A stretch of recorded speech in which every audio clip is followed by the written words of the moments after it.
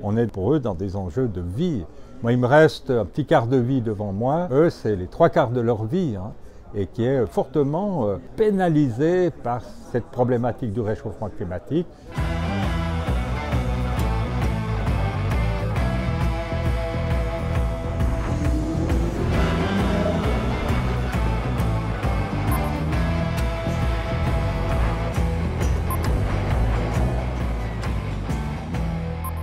L'homme est un prédateur qui peut être violent, qui peut être accapareur, qui mesure mal les conséquences de ses actes.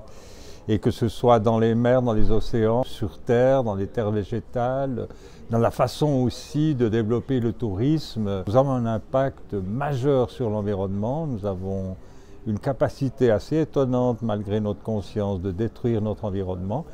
Et là, ce qui se passe au niveau de la pêche, de ce qu'on a vu, il y a une reprise en main pour essayer de gérer durablement ces prélèvements. On peut manger jusqu'à 8 kg de poissons par année et par personne. En Europe, on est en moyenne à 24 kg. La Suisse, qui n'est pas un pays de mer et d'océan, on est à 8,3 kg. Donc, voilà, c'est aussi de l'information qui doit circuler, se rendre compte qu'il y a une limite dans notre appétit à manger du poisson. Mais nous, la principale problématique, c'est pas le poisson, c'est la viande bovine, la viande porcine. C'est là qu'on doit diminuer les quantités. C'est du bovin, c'est des vaches nourrices. On est à 1000 mètres d'altitude, on met en valeur les herbages avec des races à viande. On peut encore améliorer la situation en commençant par produire du lait, mais tous ces espaces de montagne, d'herbage où c'est impossible de produire des protéines d'origine végétale, d'aller semer, etc. La meilleure mise en valeur, c'est d'avoir des ruminants qui broutent cette herbe, qui la digèrent et qui fournissent et du lait et de la viande. Et je suis persuadé que pour sécuriser demain, pour avoir de la nourriture de qualité demain, il faudra maintenir de la diversité. C'est un gage de sécurité pour l'avenir.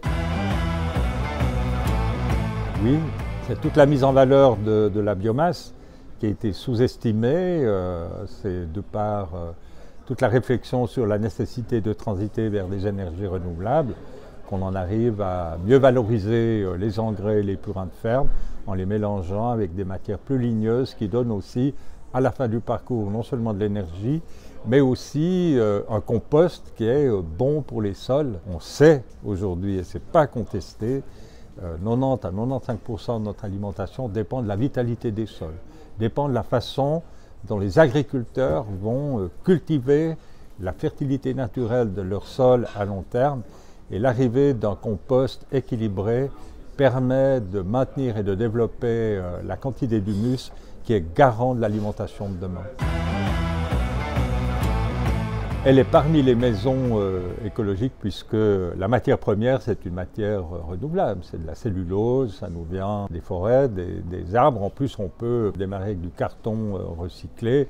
Alors après, il y a peut-être quelques colles qui interviennent dedans pour que ça se tienne. Encore, c'est l'isolation qui est en carton, mais la structure, elle est en bois ou en fer.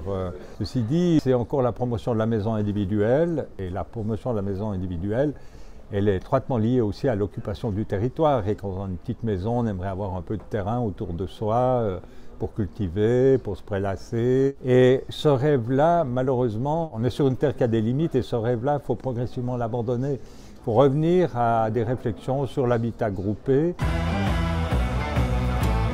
Il faut retenir d'une émission comme ça, où l'ancien militant rencontre des jeunes qui sont engagés au niveau du terrain. Moi, ça me fait penser à Extinction Rébellion, les jeunes qui vont dans la rue, qui bloquent la circulation, qui sont debout, qui s'interrogent sur leur avenir, qui cherchent des moyens de dire leur inquiétude, de la partager et de dire aussi à notre génération, les gens adultes qui sont engagés politiquement aussi, de dire maintenant il vous faut décider rapidement. Et je crois qu'il faut qu'on ait vraiment de la bienveillance à l'égard de ces mouvements, pour les écouter, quoi. Et il faut aller avec eux. Il faut qu'on sorte aussi d'un certain nombre de stéréotypes. Les jeunes dans la rue, c'est contestataire, c'est un peu des crises de jeunesse, etc. On n'est plus du tout dans cet enjeu-là. On est pour eux dans des enjeux de vie. Moi, il me reste un petit quart de vie devant moi. Eux, c'est les trois quarts de leur vie. et qui est fortement pénalisé par cette problématique du réchauffement climatique. Et là, nous, il faut qu'on soit très attentif à ce qu'ils disent et ce qu'ils nous demandent.